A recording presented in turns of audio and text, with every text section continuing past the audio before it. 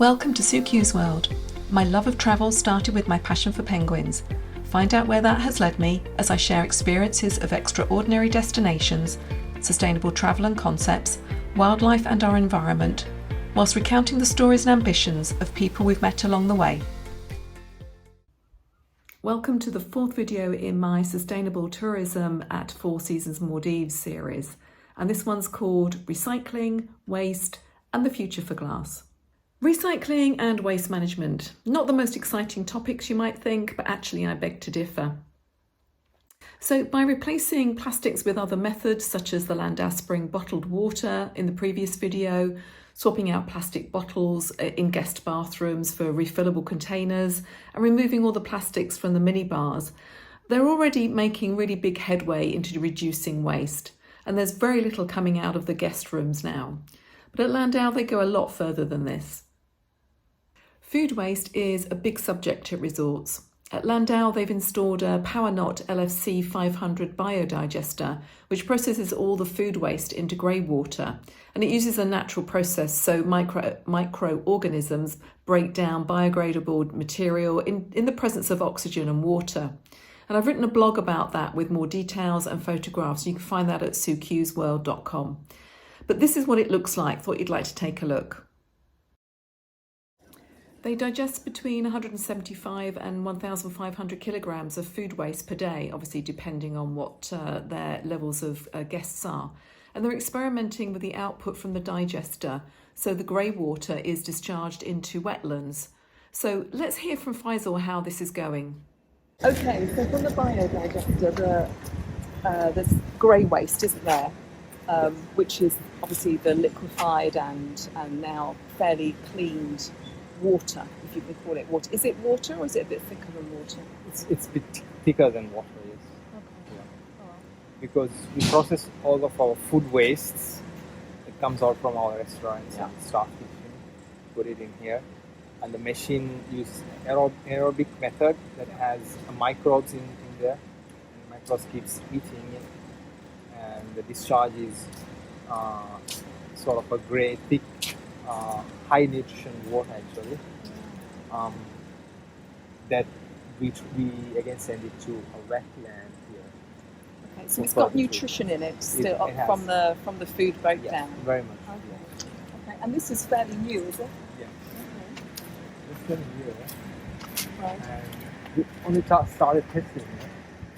I think if you can notice it, to be frank, some of the plants have started sort of dying on top, maybe not fully, maybe because we think the heat inside of this water is quite high. Right. Because it uses a natural process, right? And it comes in from here. We have different sizes of pebble stones. It comes and does the filtration. Okay. It goes at the end of the wetland, which comes in very clear water. It goes, Okay. During the process, I think the idea of the plants are it keeps on growing based on the nutrition that's available under the wetland, right? Yeah. It uses a plastic liner on the bottom so to make sure the water that comes in doesn't get spread. Yeah. So it's kind of holds the water. Yeah, so containing it specifically for the plants, yeah. Okay. But That's you think the heat of it coming out isn't suiting the plants at the moment? At the moment, Okay. So, is that what is it you're growing there? They just grasses? It's a natural, local plant that's available, suggested by our consultant who did this design. Obviously, it's an experiment. That's the point, isn't it? To see what works. Because we couldn't send this grey water, to be honest, to STP because it's quite thick and the STP couldn't handle it. No. It's creating further other problems in there, so we have to find another way to find this stuff. So this is we process about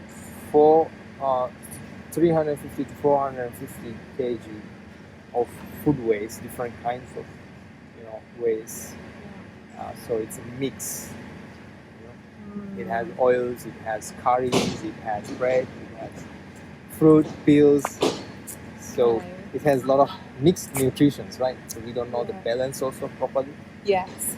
So it I wondered might- whether that was the issue, what the actual nutrients are, what Yeah. the plants need perhaps, or something if similar. it's too much in something, I'm sure it will create other problems, right? Yeah. So, Yeah. I mean, Okay. let's see. Yeah. Yeah. I mean, that's part of... The idea of having a biodigester in a wetland is that we have completely stopped throwing this huge amount of food waste into the ocean from the resort. Yeah. There is a ban from the government of Maldives as well. Yeah. The resorts, dumping any of the food waste in the ocean anymore. So they have to find the solutions to manage those waste that comes in everywhere, right? So you've got the first stages right, really, with the biodigester. Obviously, you're dealing with the food waste. It's just trying to see how you can best use the output now. Yes. Cool. Super.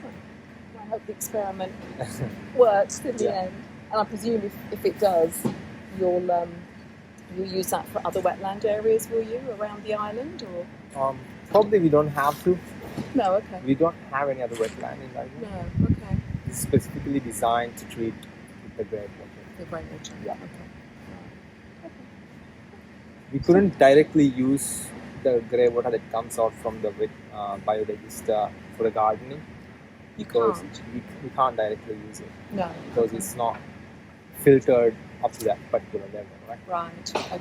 Yeah, of We have course. to do further segregation, something like this, hoping to solve the problem. Yeah. And then the water will naturally Yeah. return to the water table anyway. Okay, that'll be one to hear about in the future, Faisal. Yeah. Thank you. Good. The wetlands are an ongoing experiment, so I'll keep you posted on how that turns out. But let's get down to the garbage issue, shall we? There's a lot of background noise actually in this section of the video. It's a very busy working area at Landaa for the staff, so just bear with us on the audio. The quality's not perfect, but hopefully you'll get a good idea of what they're doing.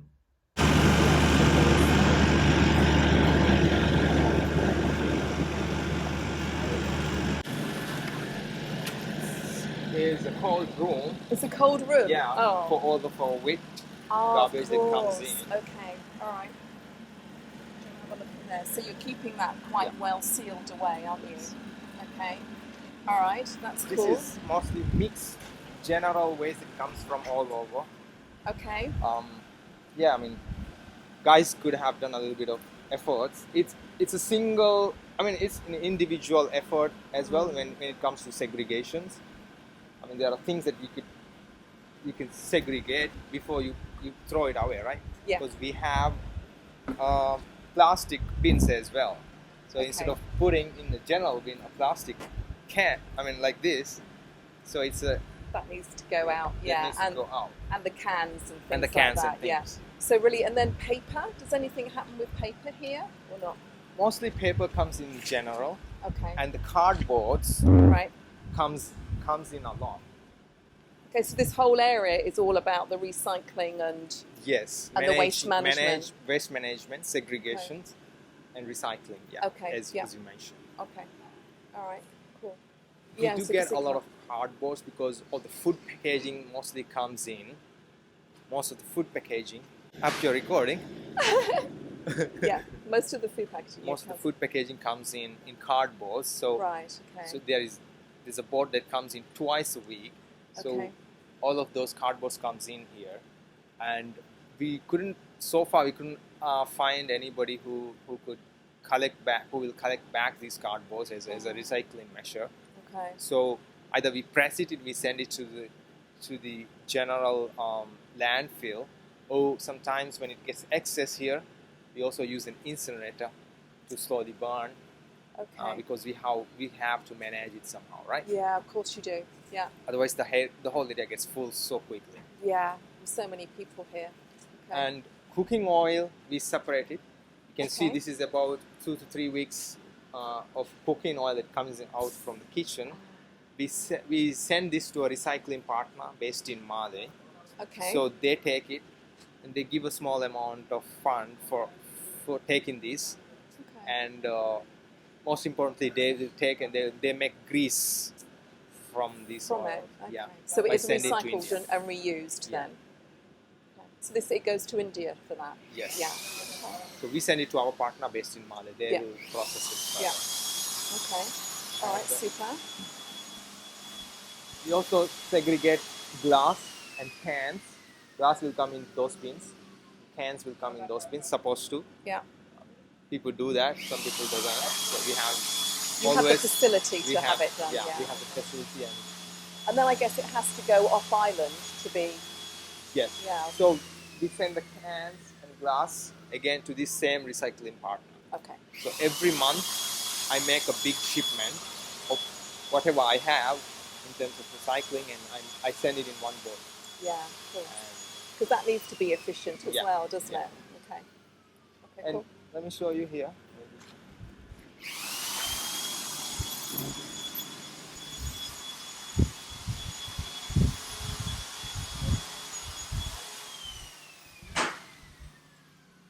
So the guys here, you can see they have segregated the glasses, Yeah. you know, all the liquor bottles that comes out from the guest area. Yeah. Okay. And they're just crushing Another here. glass. Hi.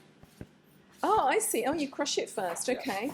Oh, that's again packs it down a Yeah, lot better than the bottles, doesn't it? right. So you're minimising Yes. and getting the maximum onto the boat that Right. goes off to And recycling. we have plans. We have actually found a better machine that crushes very fine, and that we can use it in aggregate.